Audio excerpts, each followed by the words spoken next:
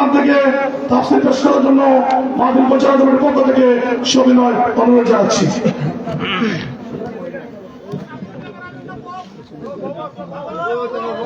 السلام عليكم ورحمة الله وبركاته.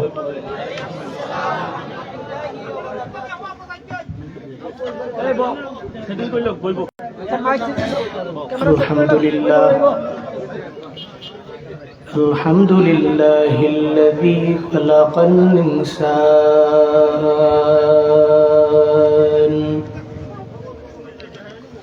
وكرم وعلمه من البيان ما لم يعلم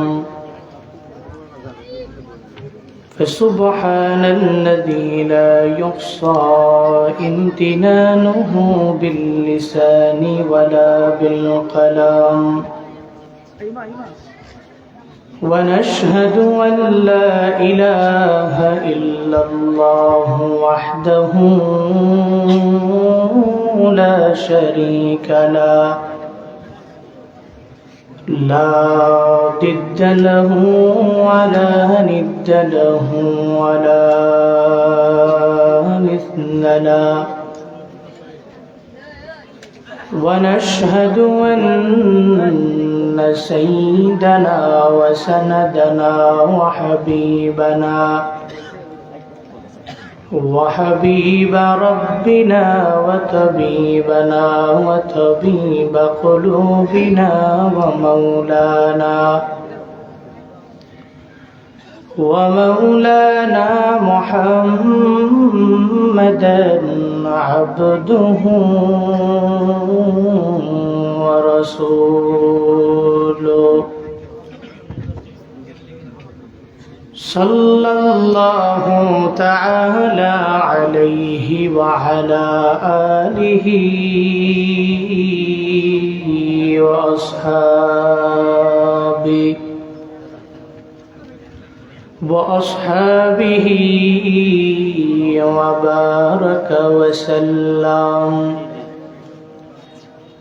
وبارك وسلم تسليما كثيرا أرسله بالحق بشيرا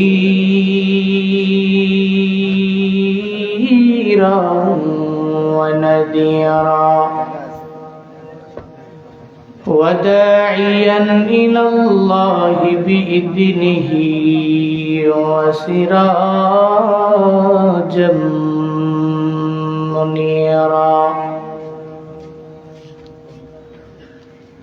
اللهم صل على محمد النبي الأمي وعلى آله وسلم تسليما وبعد فأعوذ بالله من الشيطان الرجيم بسم الله الرحمن الرحيم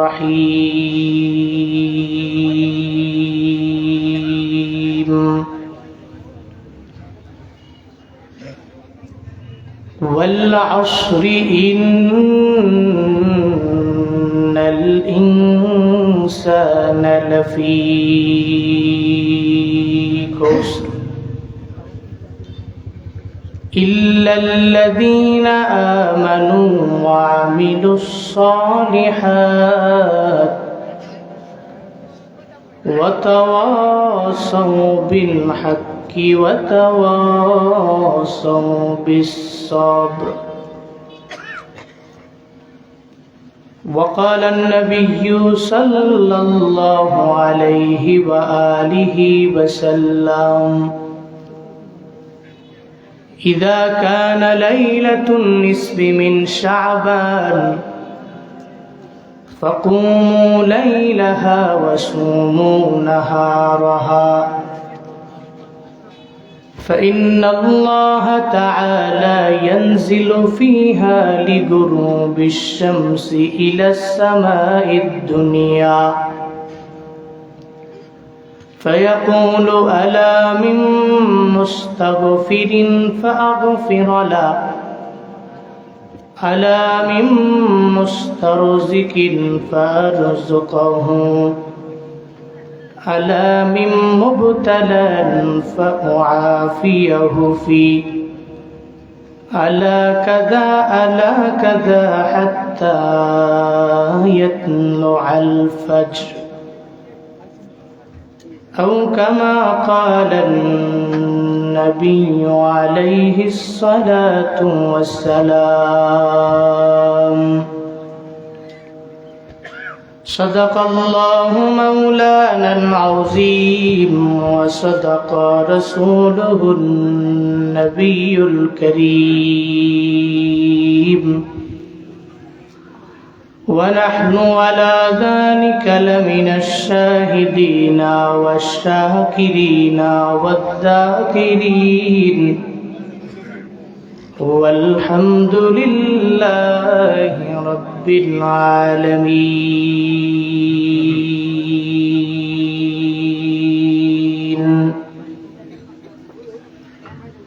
سبحانك لا علم لنا إلا ما علمتنا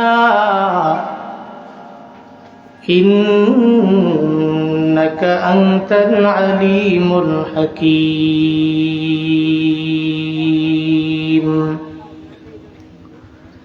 رب اشرح لي صدري ويسر لي أمري واحلل عقدة من لساني واحلل عقدة من لساني يفقه قولي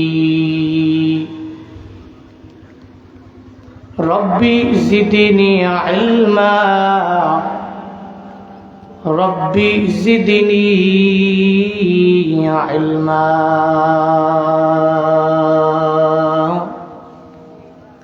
ربي زدني علما ربي يسر ولا تعسر وتمم علينا بالخير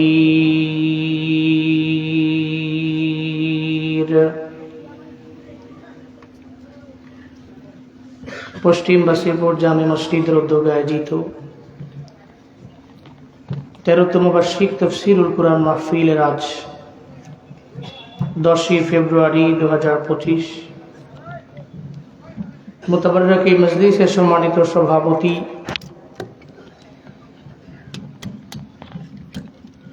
বাসিরপুর জামে মসজিদ পরিচালনা কমিটির সম্মানিত সভাপতি জনাব মোহাম্মদ রেনু মিয়া,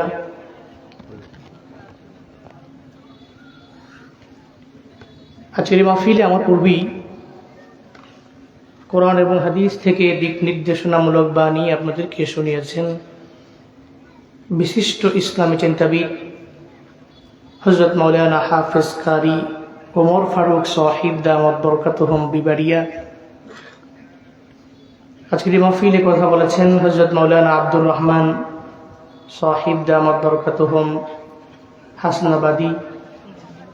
কথা বলেছেন পশ্চিম বাসিরপুর জামে মসজিদের সম্মানিত খতিব হযরত মাওলানা মামুনুর রশিদ বারাকাতি সাহিব দামাত বরকাতুহুম। আজকের মাহফিলের জন্য অক্লান্ত পরিশ্রম করেছেন অনেকেই, জামে মসজিদ কমিটি, এলাকার যুব সমাজের, পশ্চিম বাসিরপুর যুব কল্যাণ ও মসজিদ পরিচালনা কমিটির উদ্যোগে মাহফিল দাঁড়িয়েছে। শুরুতেই আমাকে একটু উচ্চ কণ্ঠে উচ্চ আওয়াজে জবাব দিবেন, এই সুন্দর মজলিসটি পেয়ে আপনারা খুশি না বেজার? সামনের লোকেরা একটু বেশি খুশি, পেছনের লোকেরা মনে হয় বেজার নাকি? সবাই বলতে হবে খুশি না বেজার? একটু একটু খুশি না বেশি খুশি? আজকের এই মাহফিলের আয়োজন যারা করেছেন, আমি দোয়া করি আল্লাহ প্রত্যেককে দুনিয়া এবং আখিরাত উভয় জগতে কল্যাণকামীদের অন্তর্ভুক্ত বানিয়ে দেন। সকলেই পড়ি আমিন। ভাই যে মাহফিলে আসলেন, বসলেন, কিছু দিনই আলোচনা শুনবেন। আমাদের প্রত্যেককে আসার মতো, বসার মতো, কিছু বলার এবং শোনার মতো তৌফিক কে দিয়েছেন? আল্লাহ ছাড়া সেকেন্ড এমন কেউ কি আছে যে আমাদেরকে তৌফিক দিতে পারে? ওমা তৌফিকি ইল্লা বিল্লাহ। আল্লাহ ছাড়া কোনো তৌফিক আমাদের নাই, কোনো ক্ষমতা আমাদের নাই। আমরা চাইলেই হাঁটতে পারি না, আমরা চাইলেই বলতে পারি না, আমরা চাইলেই দৌড়াতে পারি না, আমরা চাইলেই খাইতে পারি না, আমরা চাইলেই বসতে পারি না, চাইলেই শুইতে পারি না। কারণ ক্ষমতা তো আমাদের না, সর্বময় ক্ষমতার অধিকারীকে যে আল্লাহ তৌফিক দিয়েছেন, ওই আল্লাহকে খুশি করি, রাজি করি। সকলে চিল্লায় একবার করে সমস্বরে পড়ি আলহামদুলিল্লাহ। আমার সাথে পড়ুন রব্বানা লাকাল হামদ হামদান কাসীরান তাইয়িবান মুবারাকান ফি ইয়া রাব্বি লাকাল হামদু কামা ইয়ানবাগি লিজালালি ওয়াজহিকা ওয়া আযীমি সুলতানিকা লাকাল হামদু বিল কুরআন লাকাল হামদু বিল ইসলাম লাকাল হামদু বিল ঈমান। এই যে একটা বাক্য বললাম, প্রশংসা করলাম কার? রবের প্রশংসায় লাভ না লস? কই বছরের লাভ? রবের গুণ কীর্তন করলে লাভ হয় উভয় জগতে, দুনিয়া এবং আখিরাত। কোন এক জগতের লাভই লাভবান হওয়া যায় এমন নয়, বরং রবের গুণ কীর্তন করলে লাভ হয় উভয় জগতে। এই জন্য যারা চালাক তারা রবের দলের মেম্বার হয়। কার দলের? যারা চালাক তারা রবের দলের মেম্বার হয়, কারণ তারা জানে ওই দলের মেম্বারে একবার মেম্বারশিপ সাইন করতে পারলেই লাভ দুনিয়াতে এবং আখিরাতে। কিন্তু দুনিয়ার মানুষের গুণ কীর্তন করলে লাভ হয় 5 বছরের, ঊর্ধ্বে গেলে 10, আর না হয় মাইরা মুইরা পিটা টিটা কোথায় কোথায় জামাতে ইসলাম শিবির টিবির বইলা ধইরা, হেফাজতে ইসলাম বইলা ধইরা, সাইদি সাহেবের নাম নিলে কয়ে জামাতের প্রোডাক্ট। এমনি ধইরা পিটায়া সর্বোচ্চ লেভেলের জুলুম করে, নির্যাতন করে, মানুষের বাড়িতে হামলা দিয়া মামলা কইরা আরো লাভ হয় 6 বছরের। এর মানে দুনিয়ার মানুষের গুণ কীর্তন করলে লাভ হয় 16 বছরের। এরপরে নেতাও নাই, খেতাও নাই, ঠিক কিনা? এরপরে কারোই পাওয়ার নাই। কিন্তু আমি যদি আমার রবের দলের মেম্বার হই, রবকে ফলো করে চলে যেই নেতা, যে দল, যে টিম, আমি যদি ওদের দলের সঙ্গী হই, তাহলে আমি তো এমন দল, উলাইকা হিজবুল্লাহ। আল্লাহ পাক বলেছেন সূরাতুল মুজাদালা 22 নম্বর আয়াতে, এরা তো আল্লাহর দলের লোক। কার দলের লোক? এরা দুনিয়ার কোনো মানুষকে ভয় করে না, এরা চায় আল্লাহ এবং রাসূলের আইন এই পৃথিবীতে বাস্তবায়ন হোক, ঠিক কিনা? এই জন্য এদের উপরে আস্থা রেখে আল্লাহ এবং রাসূলকে ইতবাত করে যারা চলে, রাদিয়াল্লাহু আনহুম ওয়া রাদু আন, আল্লাহ পাক বলছেন কিয়ামত পর্যন্ত যারা আসবে এদের প্রতি আল্লাহ রাজি, এরাও আল্লাহর প্রতি রাজি। উলাইকা হিজবুল্লাহ, এরা আল্লাহর দল। শুনে নাও, আলা ইন্না হিজবাল্লাহি হুমুল মুফলিহুন, জেনে নাও নিশ্চয়ই আল্লাহর দলের যারা, নিঃসন্দেহে এরা সফল কাম। পড়েন না সুবহানাল্লাহ। সফল হতে চায় না পৃথিবীতে কে আছে? এখানে কেউ আছে না? মনে হাত তুলেন যে হুজুর আমি সফল হব না,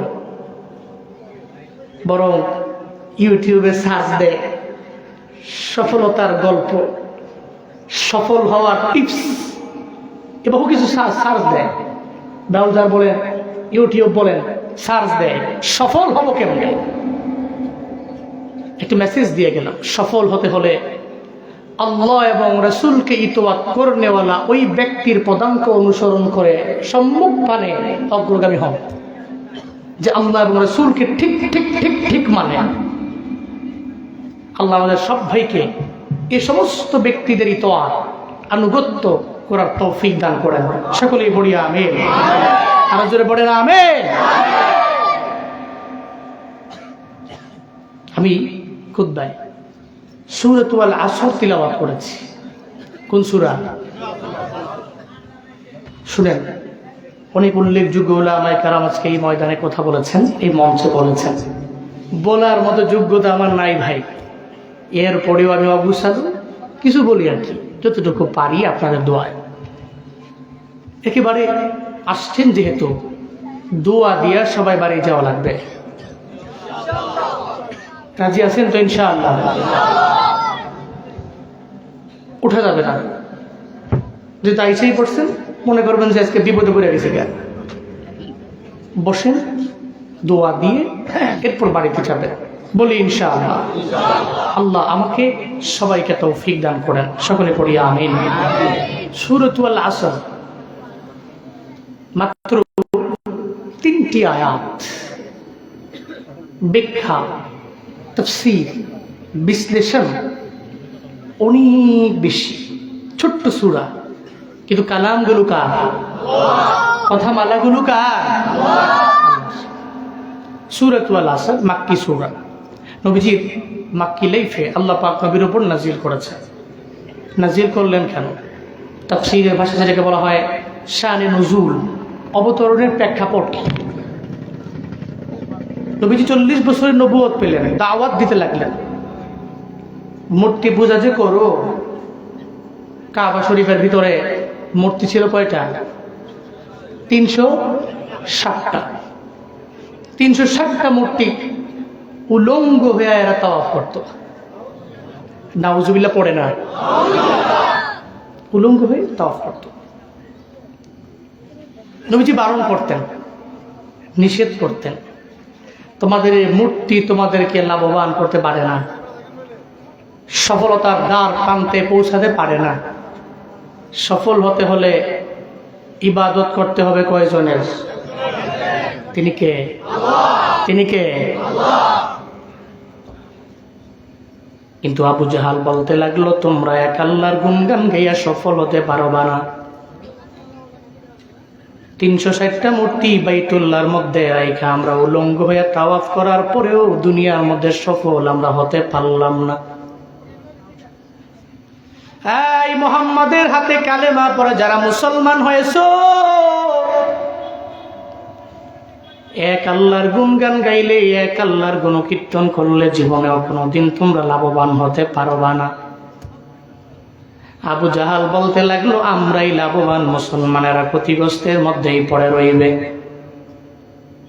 আবু জাহাল যেই সাব্যস্ত করতে লাগলো যে মুসলমানেরা যারা আল্লাহর উপরে আস্থা রেখে আগায় যায় এরা ক্ষতিগ্রস্ত হয়ে যাবে, আমরা বড় লাভবান হয়ে যাব। এই ব্যাপারে আমার আল্লাহ শুনে কি শুনে না? আল্লাহ পাক বলেন, কোন বান্দা লাভবান হবে, কে ক্ষতিগ্রস্ত হয়ে যাবে? এই ব্যাপারে আবু জাহাল বলতে পারবে না, উতবা বলতে পারবে না, সাহেবা বলতে পারে না, ওয়ালিদ ইবনে মুগিরারা বলতে পারে না। বরং লাভবান হয়ে সফল হয়ে কে জান্নাতে যাবে, ক্ষতিগ্রস্ত হয়ে কে জাহান্নামী হয়ে যাবে, এই ব্যাপারে নির্বাচন করবে একজন। চিল্লা বলেন তার নাম। কারণ জান্নাতের মালিক কে? আল্লাহ পাক বলেন, এই জিবরাইল সূরা আসরটা নিয়ে আমার মায়ার নবীর দরবারে যাও, আমার নবীরে যা বলে দাও, নবীরে শোনায়া দাও, নবী যাতে পইরা শোনায় দেয় লাভবান কারা ক্ষতিগ্রস্ত কারা, এই ব্যাপারে আবু জাহাল বলতে পারবে না। এই ব্যাপারে আমি আল্লাহ নিজেই জানায় দিলাম। والعصر إن الإنسان لفي خسر إلا الذين آمنوا وعملوا الصالحات وتواصوا بالحق وتواصوا بالصبر চিল্লা পড়া যাবে কি আল্লাহু আকবার? আরো জোরে আল্লাহু আকবার।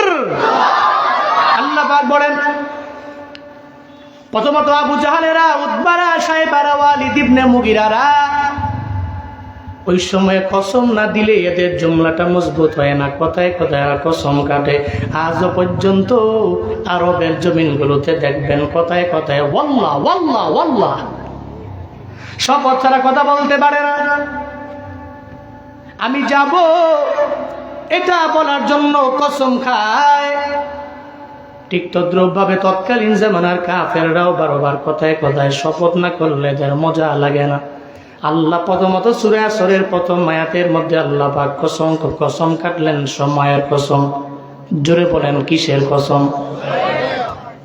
দুনিয়াতে এত দামি জায়গা যেমন বাইতুল্লাহ বড় দামি, আল্লাহ পাক বাইতুল্লাহর কসম খান নাই। ফিলিস্তিনের জায়গাটা বড় দামি, ওই আকসার কসম আল্লাহ পাক রব্বুল আলামিন খান নাই। সময়ের কসম আল্লাহ কেন খাইলেন? সময় বড় এক দামি সম্পদের নাম।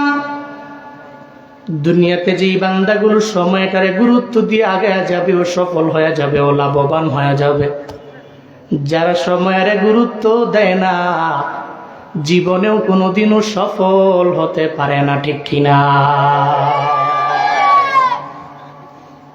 দুনিয়া বিলাইনে যারা সফল হয়ে গেল, কোম্পানির বড় বড় এমডির দিকে দেখো, মাঝে মাঝে এদের সাথে মোলাকাত করে করে জিজ্ঞাসা করিও কেমনে দামি হয়ে গেলেন।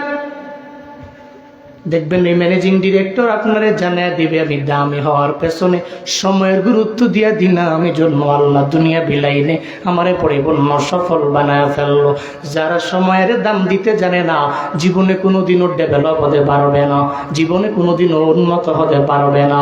মৌলভীবাজারের জুরির যুবকেরা জীবনে যদি সফল হতে চাও সময়ের গুরুত্ব দিয়ে অগ্রগামী হয়ে যাও। যারা সময়ের গুরুত্ব দিতে পারে আল্লাহ পাক এদের সফল বানায় দেয়, ঠিক কিনা? সময়ের গুরুত্ব তুমি দাও নাই, সারাদিন পরে থেকে টিকটক নিয়ে আসে না নাই? মজাই তো লাগে, একটার পর একটা আসে, এক একটার একটা ফ্লেভার, এক একটার ঘ্রাণ এক এক রকম। নাউজুবিল্লাহ কয় না? TikTok, reels, YouTube, short video একটাও তার কাছ থেকে বাদ নাই। এই যে আছে না প্রত্যেকটা যুবকের মোবাইলে দেখবেন টিকটকের খালি নিয়তি হইল টিকটকে ফলোয়ার কিনে বানানো, কিভাবে ড্যান্স দিলে নাচ দিলে কপিলিং বেশি হবে, এই চিন্তা। এই জন্য দেখবেন মাঝে মাঝে ৩-৪ জন যুবক একসাথে পরীক্ষা দেয়, এসএসসি এসএসসি পরীক্ষা দেওয়ার পরে 2 জনে ফেল মারে, 2 জনে প্লাস বা এমন নজির প্রমাণ আছে না নাই? রেজাল্ট দেওয়ার পরের দিন যুবকেরা রাস্তার পাশে দিয়া দিয়া হেঁটে যায়, একটা বৃদ্ধ মানুষ জিজ্ঞেস করে তোমার রেজাল্ট কি বলো না? মুরব্বী বললেন না ফেল মারছে। কি কয়? ফেল মারছে। কেন রে ফেল মারলা? কয় পরীক্ষার প্রশ্ন বড় কঠিন হয়ে গেল। রিজন কি? ফেল মারা রিজন হলো 1 নাম্বার, পরীক্ষার প্রশ্ন কঠিন। আর কি কইেন না, এত কোরা গাদ দিছে আমগরে, এমন কথা বলে কি বলে না? অথচ মুরব্বী তো বুঝতে বাকি নাই, তোমরা তো 4 জন যুবক এক হলের মধ্যে বসেই পরীক্ষা দিছো, এই 2 জন A+ পাইলে তুমি পাও নাই। এর মানে তুমি সময়ের গুরুত্ব দেও নাই, তুমি তো রাত 12টা পর্যন্ত 1টা পর্যন্ত বইয়ের লোকের সম্পর্ক নাই, সম্পর্ক ছিল মোবাইলের সাথে, সম্পর্ক ছিল টিকটকের সাথে। তোমার মতো বলা A+ পাবা দূরের কথা, তুমি যে ফেল মারছো এটাও বড় কথা। সময়ের গুরুত্ব দেও নাই, এই জন্য দুনিয়া বিলাইনের পরীক্ষাও তুমি ভালো ফলাফল অর্জন করতে পারলা না। ও যুবক, দুনিয়াতে যারা সময়টারে গুরুত্ব দিয়ে অগ্রগামী হয়ে গেল, আল্লাহ এদের বড্ড দামি বানায়া দিল। শুধু তাই না, আখিরাতের লাইনে এরা বড় দামি। যেমন আবু বকর রাদিয়াল্লাহু আনহু দামি, হযরত ওমর বড় দামি, হযরত ওসমান বড় দামি, আলী বড় দামি। আল্লাহ এদের দুনিয়াতে জান্নাতের সার্টিফিকেট দিলেন, বিন্দু মাত্র পরিমাণ সময়ের নষ্ট করেন নাই। সময়ের গুরুত্ব দেওয়ার কারণেই এরা রবের দরবারে দামি, ঠিক কিনা? শুধু তাই না, যৌবনকালের সময়টা তোমার দরবারে থাকবে না। এই ময়দানে যারা মুরব্বী হয়ে গেলেন, একটা সময় এরা যুবক ছিল কি ছিল না? আমরা যারা যুবক আছি একটা সময় আমরা বুড়া হব কি হব না? চিরজীবন জুয়ান থাকা যায় না, এটা সময় মুরব্বী হওয়া লাগে। এখানকার মুরব্বীরা জানে জুয়ানকালে আমার বডির মধ্যে যেই পরিমাণে পাওয়ার ছিল, আজকে সেই পাওয়ার আমার দেহে নাই। চাইলেই যে আমি ভালো কাজ করতে পারি বিষয়টা এমন না, অনেক সময় আমি পারিও না। কিন্তু জুয়ানকালে চাইলে ইবাদতের মাধ্যমে নিজের সময়টারে যদি বান্দা কাজে লাগাইতে পারে, চাইলে এটা সম্ভব যদি পারে। মদিনাওয়ালা নবী জানায়া দিলেন, জুয়ানকালের সময়টারেও কেউ যদি দাম দিয়ে আগায়া যায়, বুড়া হয়ে গেলে চাইলেই সে নামাজ পড়তে পারে না, রোজা রাখতে পারে না, আমলের লাইনে অগ্রগামী হয়ে যাইতে পারে না। মুরব্বী হয়ে গেছে, এখন চাইলেই তাহাজ্জুদের মুসল্লায় বান্দা দাঁড়ায়া যেতে পারে না, ইশরাক করতে পারেন না, আউয়াবিন করতে পারেন না, রোজা রাখতে পারেন না। দেখা গেল বান্দাটা শুয়ে আছে, আল্লাহ পাক রব্বুল আলামিন জানায়া দেয়, আই কিরামান কাতিবিন, আমি আল্লাহ বান্দার কাদের মধ্যে তোমাদের নিয়োজিত ফেরেশতা হিসাবে আমি আল্লাহ রেখে দিলাম। এই ফেরেশতা, আমার বান্দা জুয়ান কালে ইবাদত করার কারণে বুড়া কালে চাইলেও সে পারে না, ওই বান্দার আমল নামায় জুয়ান কালের আমল নামার মতো তার আমল নামাটা বুড়া কালেও ভারী বানায়া দা। মদিনাওয়ালা নবী জানায়া দিলেন, জুয়ান কালে যদি ইবাদত করো, বুড়া বয়সে তুমি পারো না, এরপর আমল নামায় নেকি দিবেন কে? জুয়ান কালে করলে, বুড়া কালে পারতেছি না, এরপরও শুয়ে রয়েছি, আমার আমল নামায় কে নেকি দিবে? এই জন্য যৌবনকালের সময়টারে দাম দিয়া বান্দা তুমি আগায়া যাও। যদি মনে করো যৌবনকালটা হেলায় হেলায় দোলায় দোলায় খেলায় খেলায় বিদায় করে দিবা, চলে যাবে, কিন্তু বুড়া হয়ে গেলে কানলেও জুয়ান কাল আর তোমার দরবারে ফিরে আসবে না রে বাপ। লাইতা শাবাবা ইয়াউদু, একটা বুড়াও যদি চোখের পানি ফালাইয়া রবের দরবারে আবদার জানায়, আল্লাহ গো আমারে আবার জুয়ান কালটা আমারে ফিরায়া দাও। মৌলভী বাজারের মুসলমান, বুড়া যদি একবার হয়ে যাও, জীবনেও কোনোদিন জুয়ান হওয়া যাবে না, ঠিক কিনা? এই জন্য নিয়ত করে নেন রে বাপ, এই যে সামনে 3-4 দিন পরে 14 তারিখ দিবাগত রাত্রের মধ্যে হবে যে লাইলাতুন নিসফি মিন শাবান, শাবানের মধ্য রজনী, রবের দরবারে বড় দামি রাত। সব রাত আল্লাহর দরবারে সমান, তবে কিছু রাত আছে আমার মাওলার দরবারে অনেক পরিমাণে মর্যাদার দিক থেকে অনেক পরিমাণে দামি। ওই রাতটা হলো শাবানের মধ্য রজনী, লাইলাতুল বরাত যেটাকে বলা হয়, লাইলাতুন নিসফি মিন শাবান। ওই রাতের বেলা কিছু আমল করে পুঁজি বানায় নেন রে বাবা, একটু যদি সময়টারে কাজে লাগায় আমলের রূপ নিয়ে দিতে পারেন, আল্লাহর কসম করে বলি, ওই লাইলাতুল বরাতে আল্লাহ পাক বান্দারে মাফ করে দেয়, মুক্তি দিয়া দেয়। ওই রাতের বেলা যদি আপনি চোখের পানি ফেলে রবের দরবারে একটু কান্নাকাটি করতে পারেন, দেখা যাবে ওই সময়টারে গুরুত্ব দেওয়ার কারণে একটা বছরের সমস্ত গুনাহ আল্লাহ পাক মাফ করে দিতে পারে কি পারে না? শাবানের মধ্য রজনী 14 তারিখ দিবাগত রাত, হাদিসের ভাষায় লাইলাতুন নিসফি মিন শাবান। বায়ান নবী জানায়া দিলেন, যদি কেউ এই রাতটা পাও, ইদা কানা লাইলাতুন নিসফি মিন শাবান ফাকুমু লাইলাহা ওয়া সুমু নাহারাহা, যদি ওই রাতটা পাও তাহলে রাতের বেলা ইবাদতের মধ্যে মগ্ন হও আর দিনের বেলা একটা রোজা রাখো। কেন ইবাদতে মগ্ন হবা? কারণ ফাইন্নাল্লাহা তাআলা ইয়ানজিলু ফিহা লিগুরুবিশ শামসি ইলা সামাঈদ দুনিয়া, আল্লাহ পাক রব্বুল আলামিন প্রথম আসমানের মধ্যে এই রাতের বেলা আয়েশা বান্দাকে বারবার ডাকে, ফায়াকুলু বলতে থাকে, আলা মুস্তাগফিরিন ফাগফিরলা, কে আছো এমন বান্দা জিন্দেগিতে গুনাহ করে করে করে করে তোমার পুরো সিনাটারে, তোমার পুরো কলবটারে নোংরা বানায়া ফেললো, আমি রবের দরবারে আয়। এই রাতের বেলা যদি বলতে পারো, হে মালিক জিন্দেগির সমস্ত গুনাহগুলো মাফ করে দিও। মদিনাওয়ালা নবী বলেন, আল্লাহ বান্দারে ডাকে, আয় আয় আয়, তোর জিন্দেগির সমস্ত গুনারে আমি আল্লাহ এই রাতের বেলা এক ফোঁটা চোখের পানির বিনিময়ে মাফ করে দিতে পারি। সময়টারে কাজে লাগাই ওরে বাবা। 60 বছর হয়ে গেল, 50 বছর হয়ে গেল, প্রতি বছর একবার সাবালে হওয়ার পরে রমজান আসে। আপনার প্রতি বছরে লাইলাতুন নিসফি মিন শাবান আপনার দরবারে হাজির হয়ে গেল, বিদায় নিয়ে গেল। লাইলাতুল কদর আপনার দরবারে প্রতি বছর আসলো আর বিদায় নিল।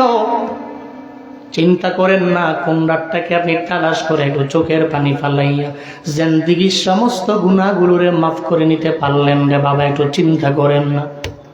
অথচ বলেন না রে বাপ, জিন্দেগিতে গুনাহ আছে না নাই? আসেনি? আপনার গুনার ব্যাপারে আপনার বাবাই জানে না, মায়ে জানে না।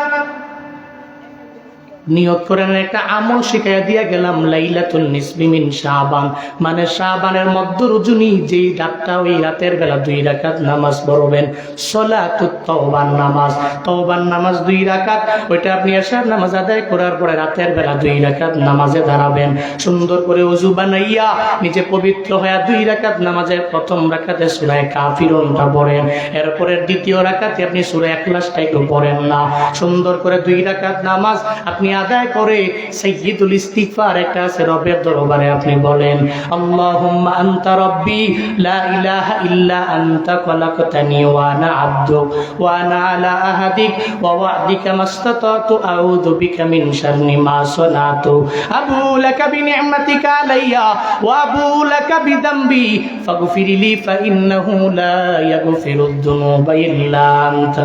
এই সাইয়্যিদুল ইস্তিগফার সমস্ত ইস্তিগফারের যে লিডার, সমস্ত ইস্তিগফারের নেতা, এটা আপনি মুখস্থ করে অথবা দেইকা মুনাজাত দইরা রবের দরবারে বলেন, আল্লাহ আমি গুনাহ করে ফেলেছি, লাইলাতুন নিসফি মিন শাবানে নাকি তুমি অনেকের মাফ করে দাও, আমারেও তুমি মাফ করে দাও। চোখের পানি ফালায়া যদি রবের দরবারে কান্নাকাটি করে বলতে পারেন, রে বাবা এমন হতে পারে আপনার জিন্দেগির সমস্ত গুনাহ মাফ করে দিতে পারে কে? আল্লাহ চাইলে মাফ করে দিতে পারে। আম্মা জান আয়েশা সিদ্দিকা রাদিয়াল্লাহু আনহা বলেন, একদিন আমার মায়ার নবী আমার ঘরের মধ্যে ঢুকলেন, ঘরের মধ্যে আসা করে আমার মায়ার নবী কাপড় পরিধান কিন্তু কাপড়টা খুললেন, মায়ার নবীর জুব্বা মুবারক খোলার পরে আমি কনফার্ম হয়ে গেলাম আজকে আমার নবী আমার ঘরের মধ্যে থাকবে, অন্য কোনো বিবির ঘরের মধ্যে যাবে না। আম্মা জান আয়েশার মনে বড় খুশি, আজকে আমার ঘরটা আলোকিত হয়ে যাবে নবীর মাধ্যমে। কিন্তু হঠাৎ করে একটু পরে আবার মায়ার নবী জুব্বা পরে আমার ঘর থেকে বের হয়ে গেলে আমার আত্মমর্যাদায় লেগে গেল, নবী কি আমার ঘর থেকে অন্য কোনো বিবির ঘরের মধ্যে যায় কিনা চিন্তায় পড়ে গেলেন। মায়ার নবীর খোঁজার জন্য আম্মা জান আয়েশা ঘর থেকে বের হলেন। ঘর থেকে বের হয়ে সব বিবিদের দরবারে গেলেন। একজন বিবির দরবারে নবীরে পান নাই। পেরেশান হয়ে গেলেন, কোথায় গেলেন আমার মায়ার নবী? যায় দেখে রে জান্নাতুল বাকির পাশে দাঁড়াইয়া মুনাজাত ধরে রবের দরবারে চোখের পানি ফেলে ফেলে মায়ার নবী কান্দে। চোখের পানি ফালাইয়া ফালাইয়া নবী বলে, ও মালিক, আমার উম্মতের তুমি মাফ করে দিও, আমার সমস্ত সুহাদা এদের মাফ করে দাও। চোখের পানি ফালাইয়া মুনাজাত ধরে রবের দরবারে আমার মায়ার নবী কান্দে। আম্মা জান আয়েশা যখন আমার মায়ার নবী একটু পিছনে গেলেন, মায়ার নবী সঙ্গে সঙ্গে মুনাজাত শেষ করে বলেন, রে আয়েশা, তুমি কি মনে করলা আল্লাহ এবং রাসূল তোমার প্রতি কোনো অবিচার করবে? তুমি মনে করেছো তোমার ঘর থেকে বের হইয়া অন্য বিবির ঘরে আমি যাবো? আম্মা জান আয়েশা মিথ্যা তো জীবনেও বলে না, বলতেও পারে না। সঙ্গে সঙ্গে জানায়া দিলেন, হ্যাঁ, আমার মনে আসছিল, আমার আত্মমর্যাদায় লেগে গেল। আমার নবী আমার ঘরের মধ্যে আইসা কেন আবার জুব্বা পরে অন্য বিবির ঘরের মধ্যে যাবে? এই জন্য আমার গায়রতে লেগে গেল। আমি দৌড়ে খুঁজার জন্য সব বিবির দরবারে আমি গেল। নবী গো, এই জন্য আমি আপনাকে খুঁজার জন্য জান্নাতুল বাকির মধ্যে পাইলাম। আমার মায়া নবী জানায়া দেয়, ও আয়েশা, তুমি জানো না আমি যেই রাতের বেলা জান্নাতুল বাকির পাশে দাঁড়াইয়া রবের দরবারে দোয়া করলাম, এই রাতটা হলো লাইলাতুন নিসফি মিন শাবান, শাবানের মধ্যরাত। চিল্লায় পড়বেন কি মারহাবা? এই রাতটা শাবানের মধ্যরাত। আল্লাহ পাক এই রাতে কতগুলা মানুষে মাফ করে আয়েশা জানো না? নবীর জামানায় বনু কালব নামক একটা গোত্র ছিল। ওই গোত্রের লোকেরা বেশি বেশি বকরি পালন করত। মদিনাওয়ালা নবী জানায়া দিলেন, রে আয়েশা, আল্লাহ পাক রব্বুল আলামিন এই রাতের বেলা আসমানে আয়েশা বান্দারে ডাকে আর মাফ করে দেয়। শুধু তাই না, এমন পরিমাণে মাফ করে বুঝাইতে যায় আমার নবী জানায়া দিলেন, বনু কালব গোত্রের যতগুলা বকরি আছে সমস্ত বকরির পশমগুলা গণনা করে কেউ শেষ করতে পারবে না। এর চাইতেও বেশি সংখ্যক লোকদেরকে আল্লাহ এই রাতের বেলা মাফ করে দেয়। চিল্লায় পড়বেন কি সুবহানাল্লাহ? বনু কালব গোত্রের সমস্ত বকরির যে পশমগুলো আছে গণনা করা ইম্পসিবল। কিন্তু এই বনু কালব গোত্রের সমস্ত পশমগুলো একসাথে করলে যেটা সংখ্যা দাঁড়াবে, এর চাইতেও বেশি সংখ্যক রবের বান্দাগুলোকে রব ওই রাতের বেলা মাফ করে দেয়। তাহলে জিন্দেগিতে আমার গুনাহ আসেনি? কথা কয় না আছে? তাহলে রাতের সময়টা কাজে লাগায়, রাতের সময়টা কাজে লাগায়, এশার নামাজ পড়া একটু আমল করে পারবেন তো ইনশাআল্লাহ। আর দিনের বেলাটা রোজা রাখবেন, নফল রোজা, নফল রোজা, ফরজ না, সুন্নত না, নফল রোজা। কি রোজা? নফল রোজা। আপনি রাতের বেলা ইবাদত করলেন, সাহারি খেয়ে এর পরের দিন এটা রোজা রাখলেন, পারবেন তো ইনশাআল্লাহ? পারবেন তো ইনশাআল্লাহ? হ্যাঁ, এবার আসেন, রাতের বেলা রবের দরবারে কি চাইবেন? আল্লাহ আমি মুস্তাগফিরিন ফাগফিরুন। আল্লাহ পাক যে ডাকে, কই জিন্দেগিতে গুনাহ করেছো, অন্যায় করেছো, অপরাধ করেছো, রবের দরবারে আয় না, মাফ চা। মাফ চাইতে দেরি আমি আল্লাহ তোরে মুক্তি করে দিতে দেরি করব না। আল্লাহ তো দয়ার সাগর, আল্লাহ তো মায়ার সাগর। সুবহানাল্লাহ জোরে পড়বেন না? উনি মায়ার সাগর, দয়ার সাগর। আমার গুনাহ বড় না, গুনাহ বড় না, কিন্তু আমার রবের দয়া আমার গুনাহের চাইতে অনেক অনেক অনেক অনেক পরিমাণে বড়। গুনাহ বড়। বনি ইসরাইলের এক ব্যক্তি, মুসলিম শরীফের হাদিস বলছে, বনি ইসরাইলের এক ব্যক্তি জিন্দেগিতে অনেক গুনাহ করেছে। গুনাহ করতে করতে করতে করতে মনে হয় যে কল্পটাকে পুরো ময়লা বানায় ফেলছে, কোনো সওয়াব তার, নেকি তার নাই। এমন ব্যক্তি আছে না? বছরে একবার ঈদের নামাজ হেডাও পড়ে না, বেদিন, পশ্চিম সিনেও না, ভুলেও পশ্চিম দিকে আসার খায় না। আছে না নাই? জুনায়েদ আল হাবিবের বয়ান শোনার জন্য আসলেন রে বাপ, নিয়ত করে নেন শুধু বয়ান শুনলে হবে না, ফজর পড়া লাগবে কি লাগবে না? রাত 12টা পর্যন্ত ওয়াজ শুনলাম, ফজর পড়লাম না, এই মাহফিল শুনা লাভ? সারা দুনিয়ার সমস্ত মাহফিলগুলো যদি এক পাল্লার মধ্যে দেওয়ার একটা পাল্লার মধ্যে যদি ফজরের নামাজের 2 রাকাত ফরজ নামাজ যদি বান্দা দাও, দুনিয়ার সমস্ত মাহফিলের পাল্লাটা হালকা হবে, ফজর নামাজের 2 রাকাত ফরজ সালাতের পাল্লা ভারী হয়ে যাবে, ঠিক কিনা? সমান হবে। তাহলে মাহফিল শুনা নামাজ পড়া লাগবে কি লাগবে না? কিছু ব্যক্তি তো আছে দেখবেন সাপ্তাহিক মুসল্লি আছে না নাই, জুমার দিন দৌড়ে গিয়ে নামাজে দাঁড়ায়, করে 1 সপ্তাহ পড়ছি না, জুমাটা না ফিরে কি বড় গুনাহ করবো? জুমাটা পড়তে হবে। আবার এমন ব্যক্তি আছে নামাজ তো 5 ওয়াক্ত 1 ওয়াক্ত পড়েই না, আবার জুমার দিনও যায় কোন সময় জানেন? ফাসকুরুনি আযকুরুকুম, হুজুর খালি কোন সময় কয় ওয়াশকুরুলি ওয়ালা তাকফুরুন, লাভ দিয়ে গিয়ে দৌড়ে ঢুকে আল্লাহু আকবার। কি বিজি উনি, আছে না নাই? আছে না নাই? কি ব্যস্ত উনি। নামাজ তো 5 ওয়াক্ত ঠিক মতো পড়েই না, আবার জুমার দিনে সবার লাস্টে হাজিরা। আল্লাহর যে আল্লাহ আইছি কষ্টে, সবার লাস্টে। হ্যাঁ খালি নামাজ পড়বো আর আল্লাহ খালি নেওয়ার লিগে বলিছে। জুমার দিনে এমন মুসল্লি আছে না নাই? আবার গিয়া পরে দেখে উকি দিয়া সামনে কি জিলাপি আছে না নাই, যদি থাকে তাহলে মোটামুটি 2 রাকাত নামাজ পড়ার পরে মসজিদের সামনে গিয়ে আড্ডা মাটা, নামাজ তো না, ওই সামনে গিয়ে 2-3 জন আড্ডা দিব, যখন হুজুরে দোয়া টান দিয়া লাইছে গিয়া বইয়া জিলাপি লয়ে বাইছে বসে। আর যদি গিয়া দেয় যে জিলাপি নাই, 2 রাকাত নামাজ সালাম ফিরে যায়, কি এর দোয়া টোয়া দৌড়, মনে হয় যে মসজিদে আর কেউ ফিডা আছে না নাই?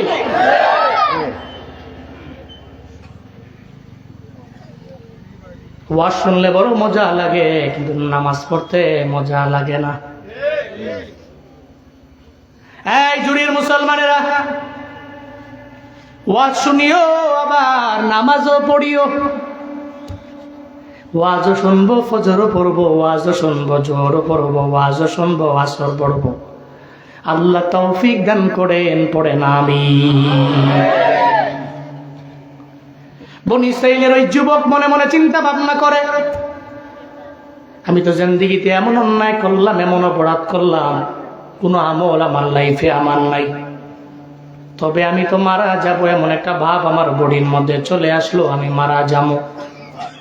আমারই গুনাহযুক্ত চেহারা নিয়ে রবের দরবারে আমি দাঁড়াতে পারবো না।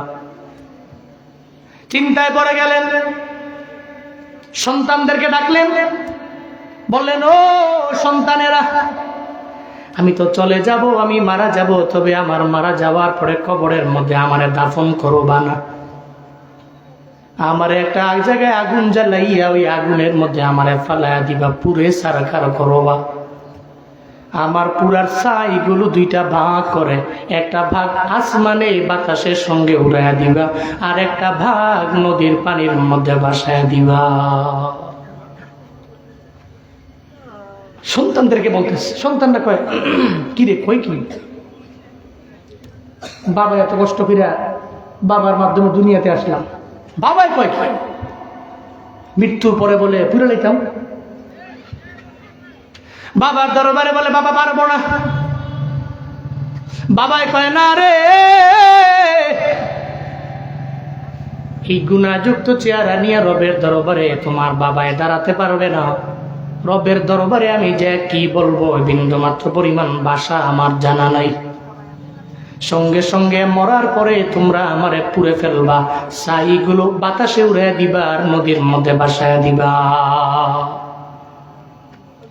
আল্লাহর এই বান্দার সামনে মালাকুল মউত যখন হাজির হয়ে গেল, রূহটাকে কবজ করে যখন মালাকুল মউত নিয়ে গেল, সে যখন মারা যায়, মৃত্যুবরণের পরে সন্তানেরা বাবার ওসিয়ত তো মানা লাগবে, কবরের মধ্যে নেয় না। আগুনে পুড়ে পুড়ে সরকার বানায় দিল, ছাইগুলোকে দুইটা ভাগ করলো, একটা ভাগ আসমানের মধ্যে উড়াইয়া দিল, আর একটা ভাগ নদীর মধ্যে ভাসায়া দেয়। এই যে লোকটার অন্তরের মধ্যে একটা রবের ভয় আছে, লোকটা মনে মনে চিন্তা ভাবনা করলো, আমার আল্লাহ আমাকে মাফ করবে কি করবে না, এই চিন্তা নিয়ে নিজের বডিটা পুড়াইয়া ফেললো। এই ব্যাপারে আমার আল্লাহ জানে কি জানে না? জানে কি জানে না? আল্লাহ তো ভালো করে জানে। আল্লাহ পাক বলছেন, ও বাতাস, আমার বান্দারি ছাইগুলো উড়ে উড়ে নিও না, আমার বান্দারি ছাইগুলো একসাথে করো। আল্লাহ পাক নদীর পানি রে বললেন, রে পানি, আমার বান্দার ছাইগুলো রে বাসায় বাসায় বিভিন্ন নদীর মধ্যে নিয়ে যেও না, আমার বান্দার ছাইগুলো একসাথে করো, এটা আমি আল্লাহর অর্ডার। মৌলভীবাজারের মুসলমান, বলো না বাতাস কথা মানে বাতাস তো আল্লাহর কথা মানে, পানি আল্লাহর কথা মানে। আল্লাহ পাক রব্বুল আলামিন বললেন, এই বাতাস, এই পানি, আমার বান্দার ছাইগুলো উড়ে উড়ে নিও না, বাসায় বাসায় নিও না, আমার বান্দার ছাইগুলোকে একসাথে করে দাও। বাতাস একসাথে করে দিল, ছাইগুলো নদীও যখন একসাথে করে ফেললো, আল্লাহ পাক বলে, তুমি আগে যেমন ছিলা তেমন হয়ে যাও। আল্লাহ তো কোনো বান্দারে বানানোর জন্য আবার পরিবর্তন করার জন্য আল্লাহর লেবার লাগে না, শ্রমিক লাগে না, দিন মজুর লাগে না। আল্লাহ যদি কয়ে কুন ফায়াকুন হইতে দেরি হয় না, ঠিক কিনা? আল্লাহ কয় কুন, এই ব্যক্তি তুমি আবার আগের মতো হয়ে যাও, সঙ্গে সঙ্গে নবীজি বলছেন, সঙ্গে সঙ্গে ওই ব্যক্তিটা আগের মতো হয়ে গেছে। তা আল্লাহর সামনে দাঁড়ানো, আল্লাহ কয়, কিরে নিজের পুইরা ফেলাইছো কে? কি অন্যায় করেছ, কি অপরাধ তুমি করেছ? জিব্রাইল, ফেরেশতা, মিকাইল, সমস্ত ফেরেশতারা তারা ডানে ভাবে দাঁড়ানো। আল্লাহ জিজ্ঞেস করছে, কি হয়েছে তোমার? কেন নিজের পুইরা ফেলার জন্য সন্তানদেরকে ওসিয়ত করছো? আল্লাহ গো, জিন্দেগিতে এমন কোনো বড় গুনাহ নাই আমি করলাম না। আল্লাহ, আমার জিন্দেগিতে বড় বড় গুনাহ আমি এমন কোনো গুনাহ নাই করলাম না। এই গুনাহযুক্ত চেহারা নিয়ে, বডি নিয়ে আপনার দরবারে আমি দাঁড়াইতে পারবো না। এই জন্য এই বডি আপনার সামনে দাঁড়াবে, চিন্তায় পড়ে গেলাম, আমি সন্তানদের জানাই দিলাম, ওসিয়ত করে গেলাম, মরণের পরে আমার দাফন না কইরা যাতে পুইরা সরকার বানায় দেয়। গুনাহযুক্ত বডি নিয়ে যাতে আল্লাহর দরবারে আমার না যেতে হয়, আপনার ভয়ে নিজের পুরা জন্য আমি আদেশ দিয়েছি। চিল্লা পড়বেন কি মারহাবা?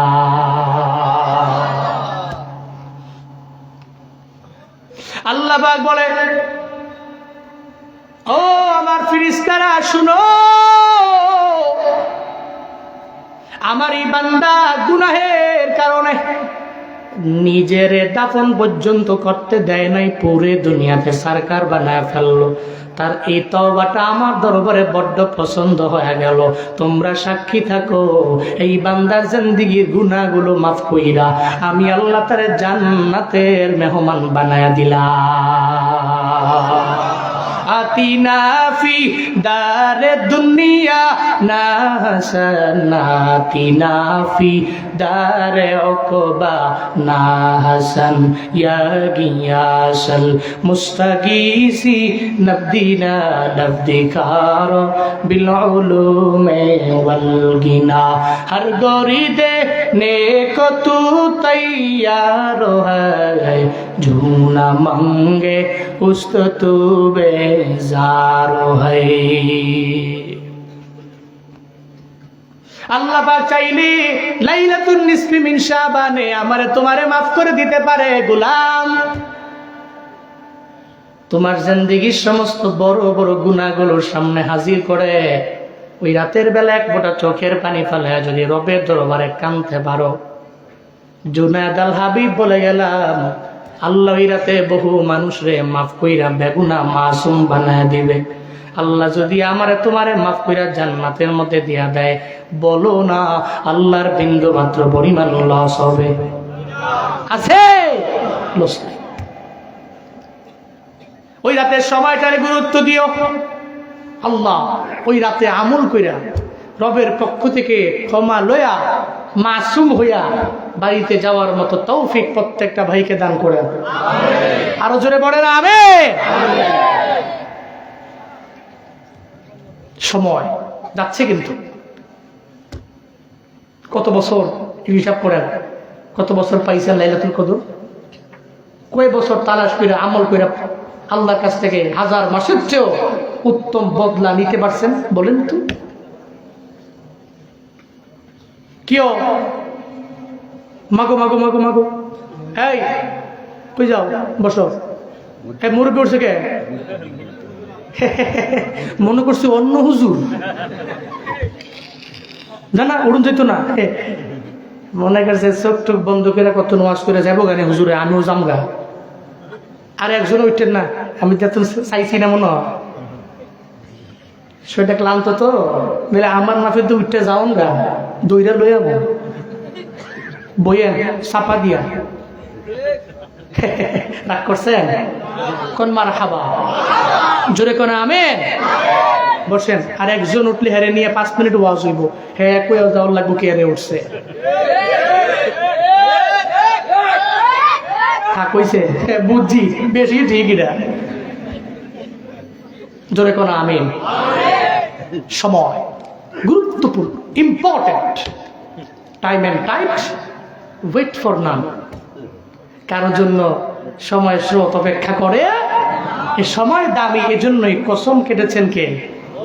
কসম কেটেছেন কিসের? সময়। ইন্নাল ইনসানা লাফি খুসর, আল্লাহ পাক বলছেন সমস্ত মানুষরা ক্ষতিগ্রস্তের মধ্যে পড়ে রইল। সমস্ত মানুষরা।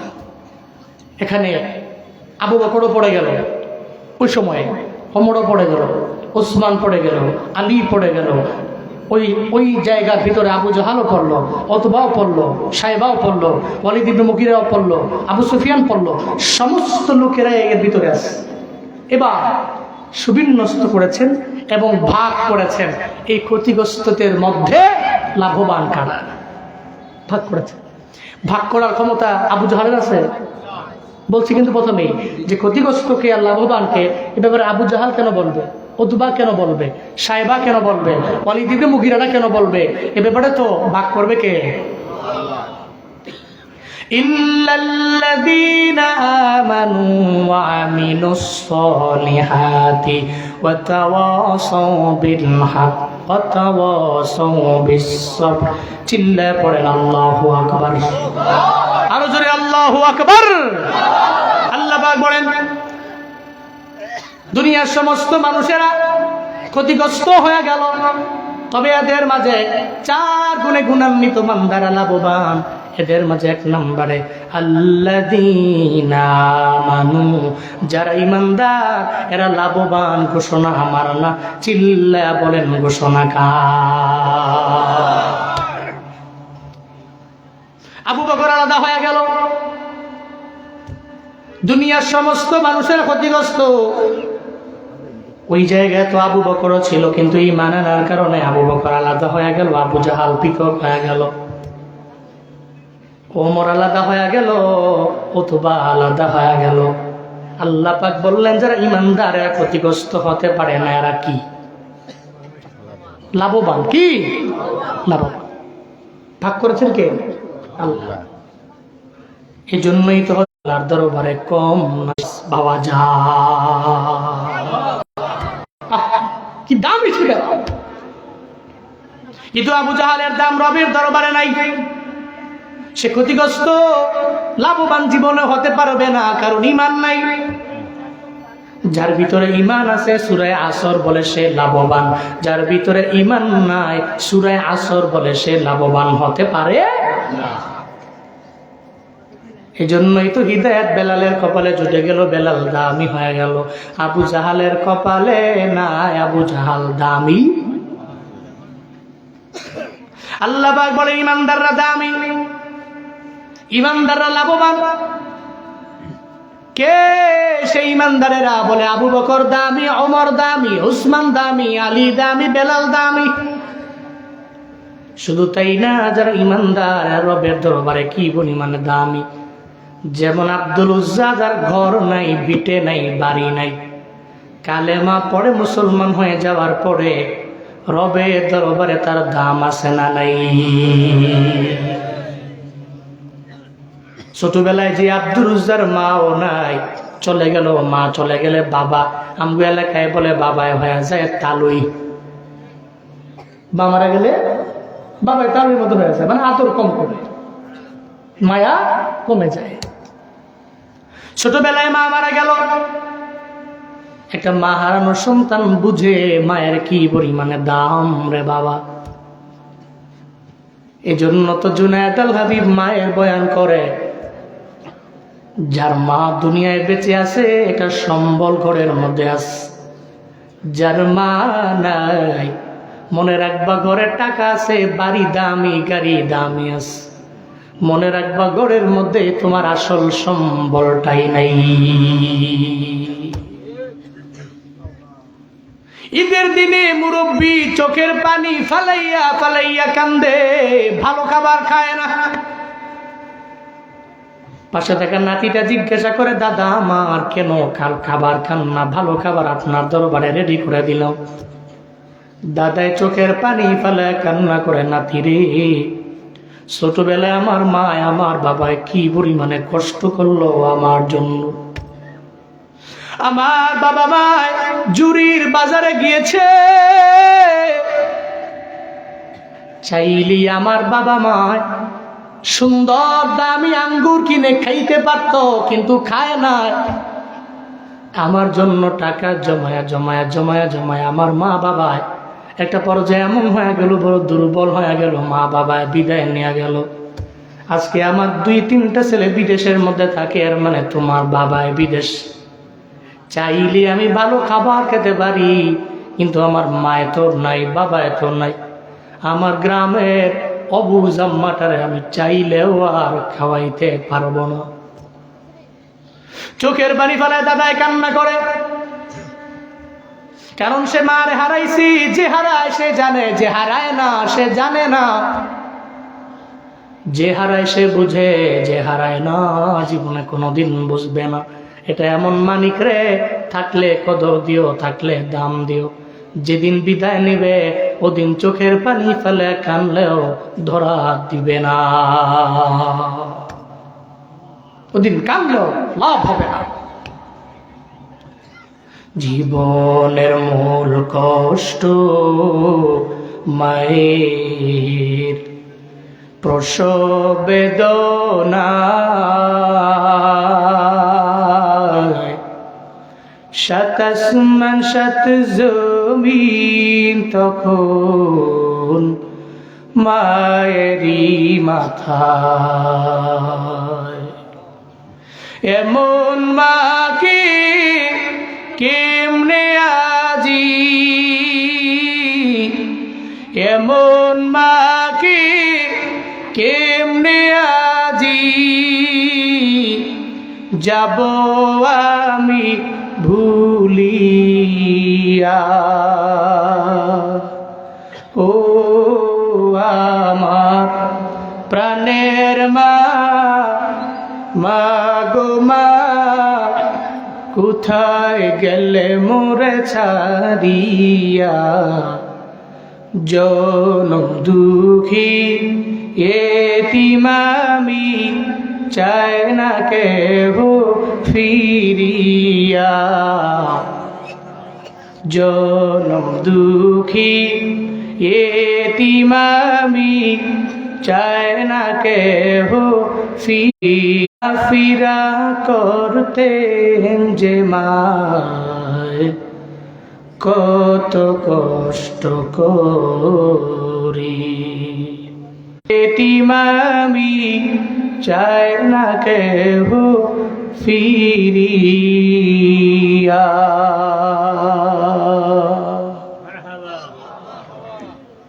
যেদিন মায়ের দুনিয়া থেকে বিদায় নেবে ওদিন কানলেও জীবনেও মায়ের ধরা দিবে না। থাকতে ওই মায়ের দাম দাও, থাকতে কদর দাও।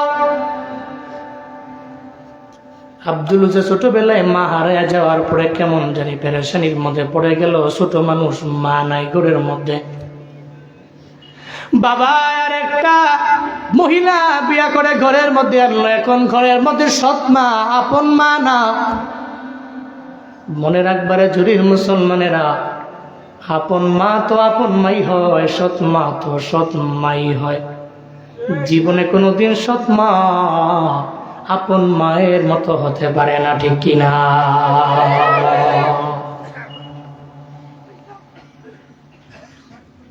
আপন মা তো আপন মাই।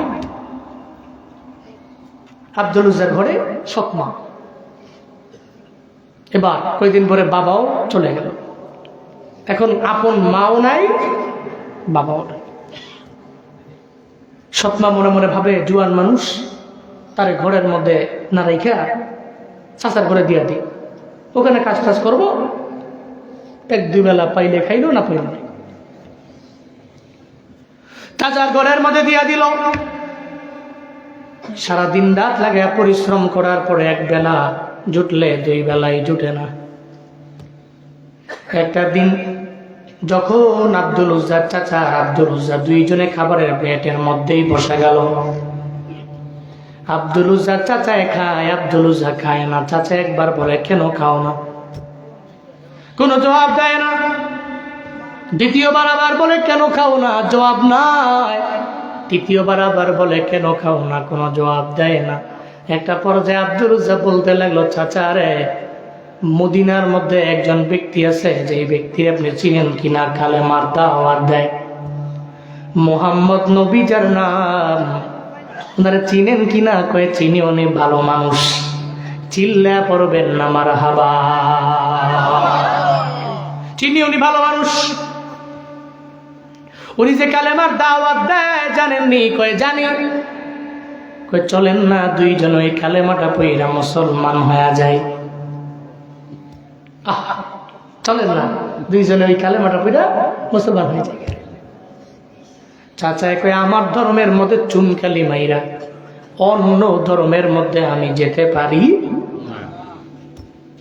বাপদাদার ধর্ম মানব, মুহাম্মদের ধর্ম মানতে পারি না। আব্দুল উজ্জা কই, নবীর প্রেমের সাগরের মধ্যে আমি ডুব দিলাম, এখনই কালেমা আপনার সামনে পড়ে নিলাম। পড়েন লা ইলাহা ইল্লাল্লাহু মুহাম্মাদুর রাসূলুল্লাহ।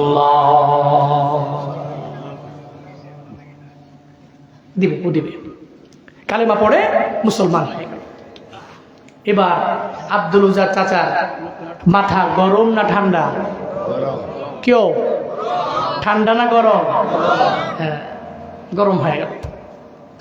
আমার ঘরের মধ্যে থাইকা আমার খায়া আমার গুণ বাদ দিয়া অন্যজনের গুণগান গাইবা হবে না। যা আছে সব দিয়া দাও, এটাই দুনিয়ার নিজাম। সন্তানের দরবারে বাবাই ভালো।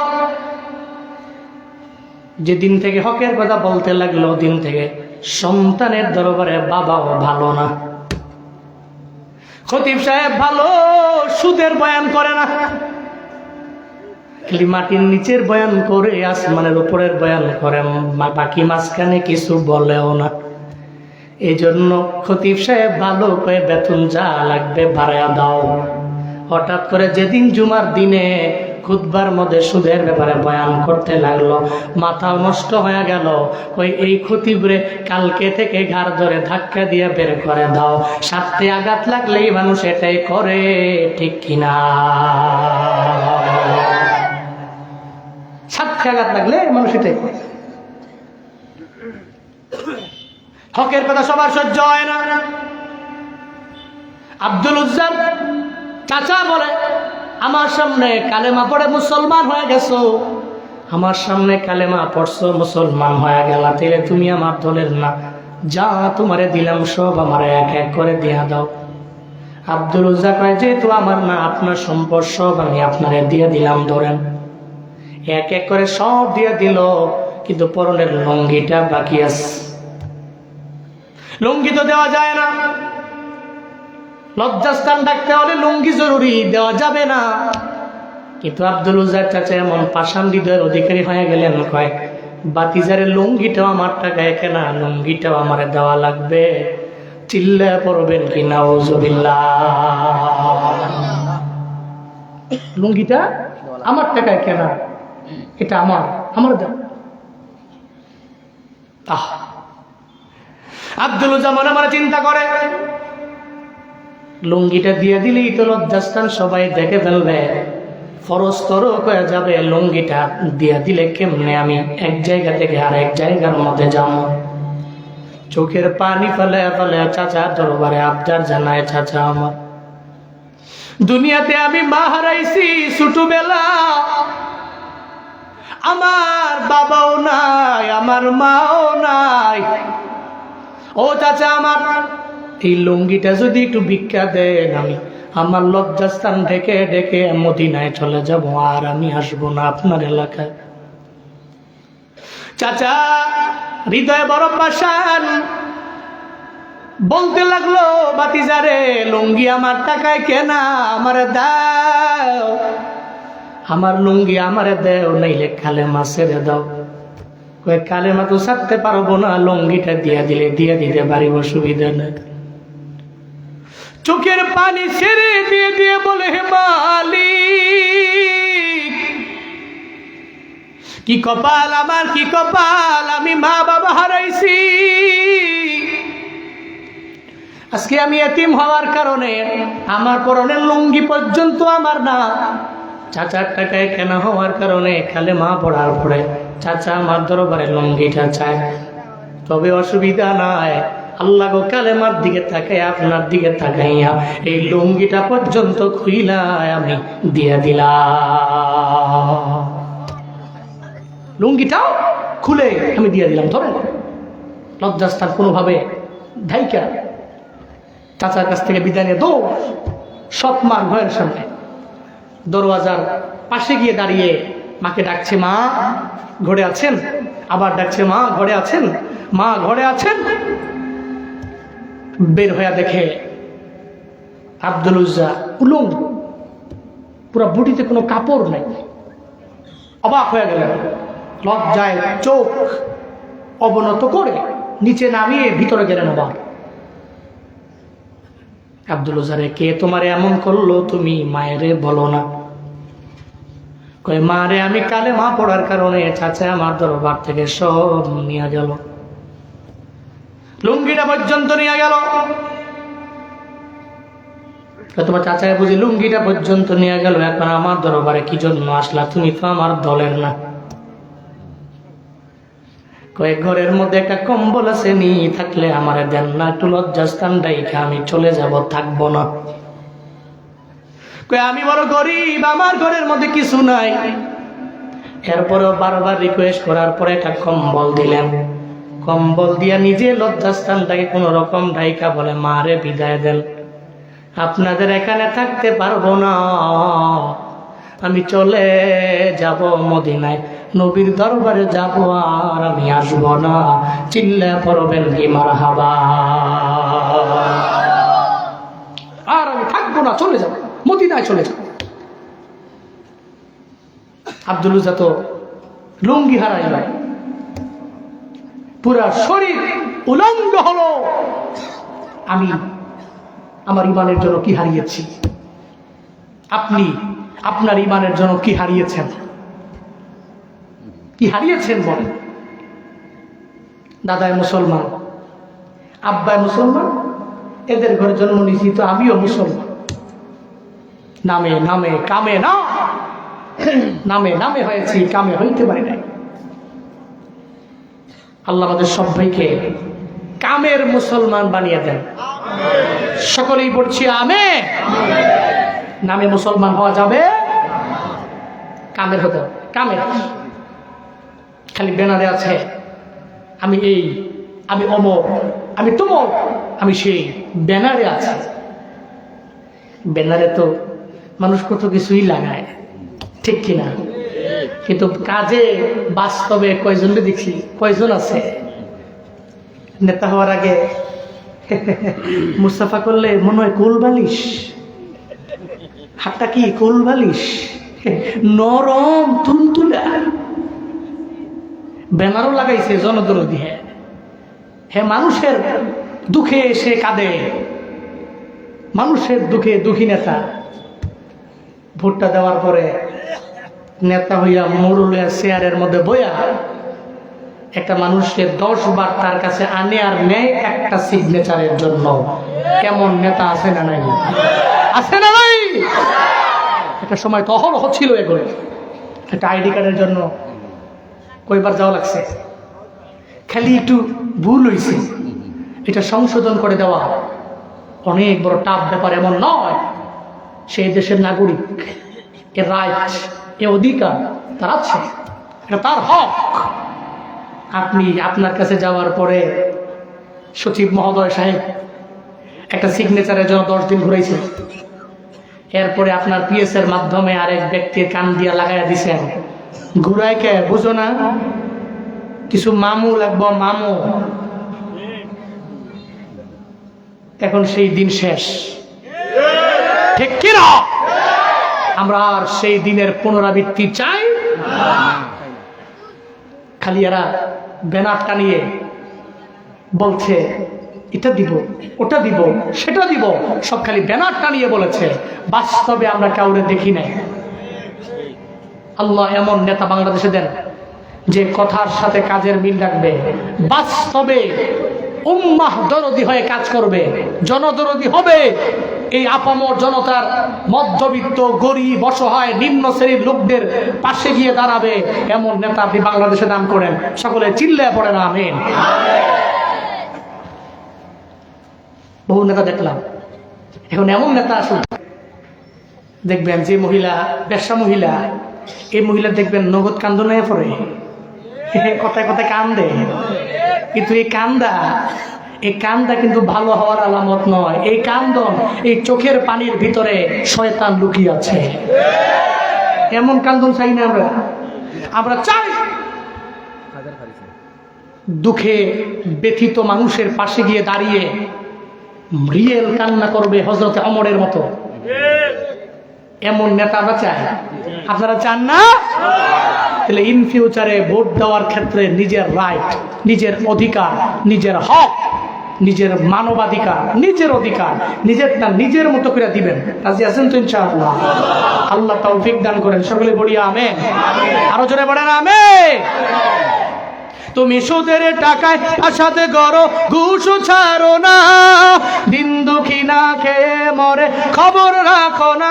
তুমি ঘুষ খেয়ে বিচার করো সাজিয়া প্রধান, ঘুষ খেয়ে বিচার করো সাজিয়া প্রধান। তুমি কেমন মুসলমান, তুমি কেমন মুসলমান, কেমন মুসলমান, তুমি কেমন মুসলমান। তুমি নবীর উম্মত দাবি করো, সুন্নাহ মানো না, নবীর অপমানে তোমার হৃদয় কাঁদে না।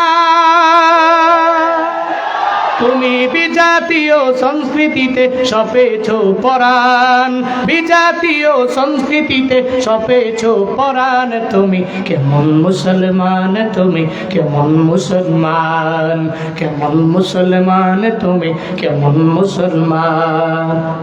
নামাজের সাথে নাই পরিচয়, মানো না কোরআন, নামাজের সাথে নাই পরিচয়, মানো না কোরআন। তুমি কেমন মুসলমান, তুমি কেমন মুসলমান, কেমন মুসলমান, তুমি কেমন মুসলমান। তুমি রমজান এলে রাখো না রোজা, দিনকে করো আঘাত, পয়সা করি নেই তো অভাব, দাও না তো যাকাত। তুমি ইমানদারির বড়াই করো, নেই তোমার ইমান, ইমানদারির বড়াই করো, নেই তোমার ইমান। তুমি কেমন মুসলমান, তুমি কেমন মুসলমান।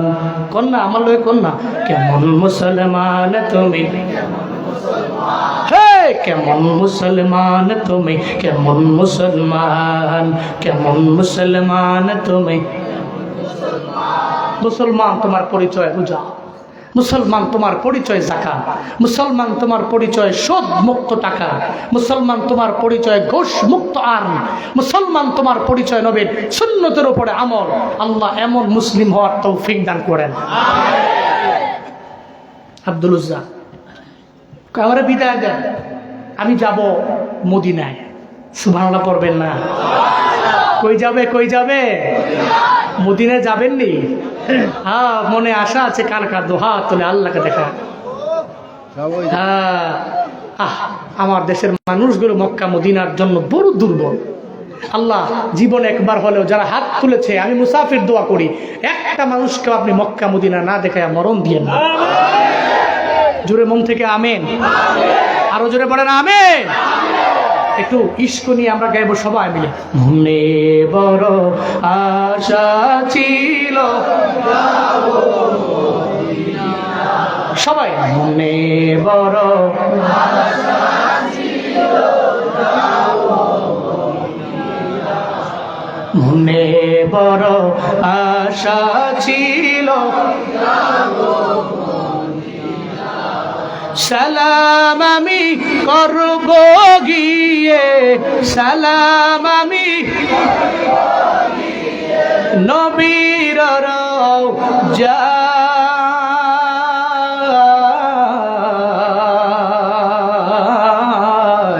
মনে বড়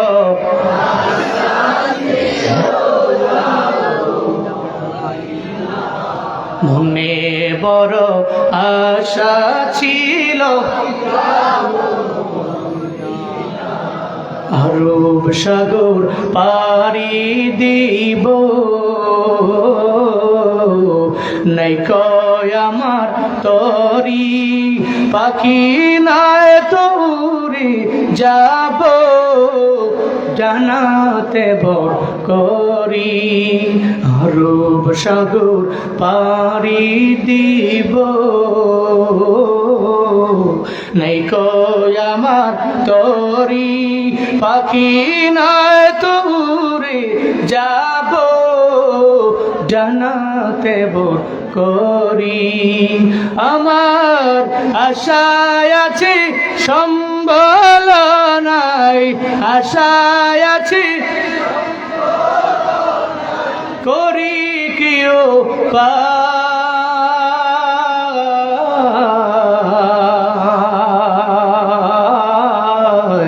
মনে বড়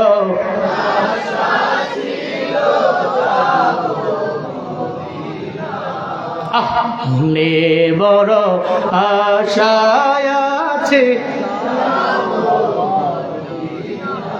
কৌশল কইরা লইয়া যাইও, কৌশল কইরা লইয়া যাইও সোনার মদিনা,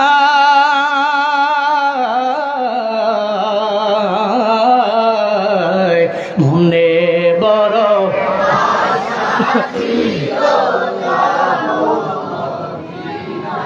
মনে বড় আশা ছিল। আল্লাহ জীবন একবার হলেও ইশকওয়ালা এই উম্মতগুলোকে আপনার রওজায় না নিয়ে, নবীর রওজায় না নিয়ে আপনি মরণ দিয়েন না। আরো জোরে পড়ে না আমিন। আব্দুল উজ্জা কয় বিদায় দেন, যাচ্ছি মদিনায়, নবীর কাছে যাব।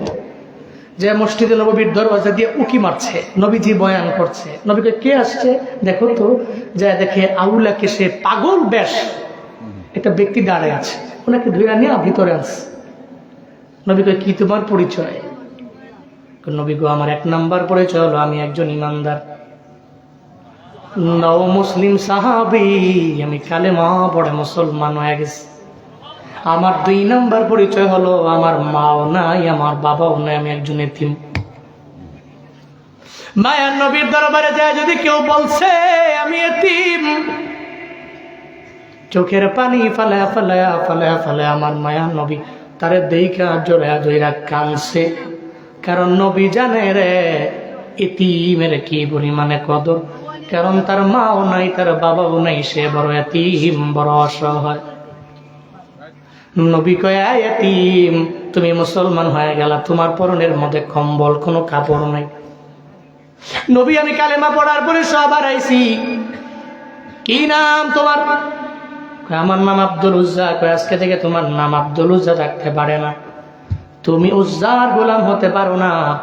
আজকে থেকে আমি নাম নবী এই সাহাবীদেরকে সাক্ষ্য রেখে তোমার নাম দিয়ে দিলাম আব্দুল্লাহ। চিল্লায় পড়া যাবে কি মারহাবা। আজকে দেখি নাম আল্লাহর কাছে দুইটা নাম সবচেয়ে বেশি প্রিয়। এক নম্বরে আব্দুল্লাহ, দুই নম্বরে আব্দুর রহমান। কয়টা নাম? হ্যাঁ, এখন যাকে নাম আব্দুল্লাহ, যাকে নাম আব্দুল্লাহ সাথে মিলায় রাখ। নায়িকার নামের লোক মিলা সুন্দর হইব, সুন্দর হইব। নাম রায় পিঙ্কু, ডিঙ্কু। আমি সাভারে বড় হয়েছি, ওখানে বাবা খেদমত করতেন মসজিদ মাদ্রাসায়। আমরা 3 ভাই, ওই জেট ধরে ওখান থেকেই বড় হওয়া, সাভারে আশুলিয়া। তো ওখানে মসজিদ কমিটির ভিতরে 3 জন ব্যক্তি ছিল, আপন 3 ভাই। বড় ভাইয়ের নাম হইল গান্ধা। কি গান্ধা মানে বুঝেন না? এই যে আমাদের এলাকায় বলে তরকারি নষ্ট নষ্ট হয়ে যায় না, আমাদের এলাকায় বলে গান্ধা। বড় ভাইয়ের নাম হচ্ছে গান্ধা। যিনি মেঝো ভাই তার নাম হইল পসা। কি নাম? পসা। 3 নাম্বার যিনি তার নাম হচ্ছে ফালাইন নাই। গান্ধা, পচা, ফালাই নাই, মানে গান্ধা হয়ে গেছে গা, এরপরে পচ্চা নষ্ট হয়ে গেছে গা, 3 নম্বর জন ফালাই দিছে। কি নামের মিল লাগছে, নাউজুবিল্লাহ কইতেন না। আমি ভাবলাম মনে মনে, আসলে কি এদের নাম কি এটাই নাকি অন্য কোনো নাম আছে? তো অনুষ্ঠানে কোনো এক অনুষ্ঠানে দেখি যে মাইক নিয়ে বলতেছে উপস্থাপক সাহেব, এখন বক্তব্য রাখবেন জনাব মোহাম্মদ গান্ধা মিয়া। দেখেছে নাম, কি নাম রাখছে! এমন নাম আছে না এই সমাজে? মজা করে এই নাম রাখা যাবে? এ সমস্ত নামে ডাকা যাবে? সুন্দর নাম রাখবে, সাহাবাই কেরামদের নামের সাথে তাল মিলিয়ে নাম রাখবেন। আম্বিয়া আলাইহিমুস সালাতু ওয়াস সালামদের যে নাম, ওই নামের সাথে নাম তাল মিলিয়ে নাম রাখবেন। আল্লাহ পাক রব্বুল আলামিনের যে সিফাতি নাম আছে রাখবেন। না রাখার আগে আব্দুল দিবেন, পারবেন তো ইনশাআল্লাহ? এবং বলার পরেও আব্দুল হক, আব্দুল সাত্তার, আব্দুর রাজ্জাক মানুষ যাতে বলে এভাবে নাম রাখবেন। রাজি আছেন তো ইনশাআল্লাহ? হাসরের ময়দানে আপনার নেকির পাল্লা আর বদের পাল্লা সাওয়া সাওয়া, ইকুয়াল, সমান। কই যাবে? জান্নাতে নাকি জাহান্নামে? কই যাবে? আল্লাহ বলবেন আপনার নাম কি? নাম তো আব্দুল্লাহ। কইতেলে সুন্দর নাম তো, জান্নাতে ঢুকাইয়া দাও। সুবহানাল্লাহ জোরে পড়বেন না? নামের কদর আছে। ভালো নাম রাখবেন, ভালো নাম রাখবেন। আল্লাহ আমাদের সবাইকে আগত সন্তানদের নাম ভালো রাখার তৌফিক দান করেন। যাগো নাম পিঙ্কু সিঙ্কু রাখছি, এটা বাদ দিয়ে নাম, বাদ দিয়ে কাইটা কুইটা ভালো নাম রাখবো। পারবো তো ইনশাআল্লাহ? মানুষকে ভালো নামে ডাকবো, বিকৃত করে ডাকা যাবে না। আব্দুল্লাহ। তাহলে 1 নাম্বার ইল্লাল্লাযীনা আমানু, এমন ইমানদার হতে হবে আব্দুল্লাহর মতো, আব্দুল্লাহ জুল বাদাইনের মতো ইমানদার যদি হতে পারি, তাহলে ক্ষতিগ্রস্ত না লাভবান? ক্ষতিগ্রস্ত না লাভবান? ইমানের পরে আমিলুস সলিহাত, এই ব্যাপারে অনেক বলেছে যে ইমান আনলেই হবে না, শুধু নামে না কামেও ইমানদার হতে হবে। তো কামের ইমানদার হতে হলে আমিলুস সলিহাত, নেক আমল করা লাগবে। কামের ইমানদার হতে হলে কি করা লাগবে? নেক আমল করা লাগবে। 3 নাম্বার ওয়াতাওয়াসাউ বিল হক, একে অপরকে হকের ব্যাপারে, সত্যের ব্যাপারে উপদেশ দিতে হবে। পারবেন তো ইনশাআল্লাহ? একে অপরকে সত্যের ব্যাপারে উপদেশ দিবেন। 4 নাম্বার ওয়াতাওয়াসাউ বিস সবর, ধৈর্যের ব্যাপারে একজন আরেকজনকে উপদেশ দেওয়া লাগবে। আল্লাহ পাক রব্বুল আলামিন আমাদের সব ভাইকে তাহলে সূরা আসর থেকে আজকে আমার এই বয়ান থেকে হাদিস সহ আমরা যে পুঁজিগুলো পেলাম, যে শিক্ষাগুলো পেলাম, যেগুলো গিয়ে বাস্তব জীবনে আমল করব, শিক্ষা। তাহলে 1 নাম্বার আমরা পেলাম সময় বড় দামি, সময় বড় দামি। এ সময়ের যে গুরুত্ব দেয় সে দুনিয়াতেও লাভবান, আখিরাতেও কি লাভবান। হ্যাঁ, এবারে সময়টা হচ্ছে এমন সময়, আমার বুড়াকালে চাইলেই আমি আমল করতে পারবো না, গ্যারান্টিও নাই। সাবালিক অবস্থায় তো আমার উপরে ফরজই না, তাহলে আমার এই সময়টারে কাজে লাগানোর মুখ্যম টাইম হলো যৌবনকাল। কোন কাল? কোন কাল? আমরা যৌবনকালের এই মোক্ষম সময়টাতে অনেক পরিমাণে সময় গুরুত্ব দিয়ে এই সময়টাতে একটু বেশি আমল করার চেষ্টা করব। স্পেশালি যেহেতু 3-4 দিন পরে আসছে লাইলাতুন নিসফি মিন শাবান, এরপরে রমাদান আসার আগে লাইলাতুন নিসফি মিন শাবানে অন্তত পক্ষে ওই রাতের বেলা কিছু আমল কইরা দিনের বেলাটা নফল রোজা রাইখা রমজানের জন্য একটু প্রিপারেশন নেওয়া। যেহেতু নবীজি প্রিপারেশন নিতেন রজব মাস থেকে, আল্লাহুম্মা বারিক লানা ফি রজব ওয়া শাবান ওয়া বাল্লিগনা রমাদান। এর মানে আমি রজব শাবান থেকে আমি ওয়েটিংয়ে আছি যে রমজান আসছে, আল্লাহ রজব শাবানে তুমি বরকত দাও, রমজান পর্যন্ত তুমি আমাকে পৌঁছিয়ে দাও, রমজান পর্যন্ত পৌঁছে দাও। আল্লাহ সবাইকে রমজান পর্যন্ত পৌঁছায় দেন, জোরে আমেন। রমজান পর্যন্ত হায়াতকে বাড়াইয়া দেন, রমজান পর্যন্ত হায়াত বুলন্দ করে দেন, জোরে বলেন আমেন। 11 মাস পেলাম, যদি আমি রমজানটাই না পাই, কি খুশনসিব আমার, কি বদনসিব আমার। আল্লাহ এই সমস্ত মানুষগুলোকে, অনেক মানুষ আছে আমি দেখছি রমজানের জন্য অপেক্ষা আছে, লাইলাতুন নিসফি মিন শাবানে আমল করছে, রমজান আসছে, কি প্রস্তুতি, কি প্রিপারেশন, কিন্তু আল্লাহ রমজানের আগেই নিয়ে গেছে।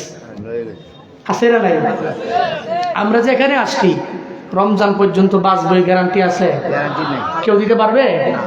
নাই। আল্লাহ আমি দোয়া করি রমজান পর্যন্ত অন্তত পক্ষে আমরা হায়াতটা বাড়াই, রমজানের রহমত, মাগফিরাত, নাজাত নসিব করেন, নসিব করেন, জোরে পড়েন আমিন। তাহলে 1 নম্বরে শিখলাম আমাদের যৌবনকালের যে সময় ইম্পর্টেন্ট, এই সময়ের কসম আল্লাহ যেহেতু হয়েছেন সময়টা গুরুত্বপূর্ণ, যৌবনকালের সময়টারে কাজে লাগাবো, এই সময়টাকে কাজে লাগিয়ে বেশি বেশি পুঁজি বানাবো, আমল করব। স্পেশালি লাইলাতুন নিসফি মিন শাবান, রাতের বেলা আমল, দিনের বেলা রোজা। আল্লাহ তৌফিক দান করেন। 1 নম্বর। 2 নম্বর হচ্ছে আমি লাভবান হব, সফল হতে হলে আমার 4টা গুণে গুণান্বিত হতে হবে। ইমানটারে পরিপূর্ণ মজবুত করে, ইমানের পরে নামাজ, রোজা, হজ, যাকাত, যে সমস্ত ইবাদতগুলো আমার করার জন্য আল্লাহ পাক আদেশ দিয়েছেন এগুলো আমি করব, নেক আমলগুলো আমি করব। ইমানের পরে আমার কি? নেক আমল। এরপরে তাওয়াসাউ বিল হক, আমি হকের ব্যাপারে একজন আরেকজনকে উপদেশ দিব, আরেকজনকে বলবো, নিজে হকের উপরে অবিচল থাকবো, সবর, নিজেও সবির হব, আরেকজনকে সবির হওয়ার ব্যাপারে পরামর্শ দিব, অ্যাডভাইস দিব। আল্লাহ আমাদের সবাইকে সূরা আসরের উপরে আমল করার, সময়ের গুরুত্ব দিয়া 4 গুণে গুণান্বিত হয়ে লাভবান হওয়ার তৌফিক দান করেন। সকলেই পড়ি আমিন। আস্তাগফিরুল্লাহ রাব্বি মিন কুল্লি যামবিন ওয়া আতুবু ইলাইহি। লা হাওলা ওয়ালা কুওয়াতা ইল্লা বিল্লাহিল আলিয়্যিল আযীম। আস্তাগফিরুল্লাহ রাব্বি মিন কুল্লি যামবিন ওয়া আতুবু ইলাইহি। লা হাওলা ওয়ালা কুওয়াতা ইল্লা বিল্লাহি।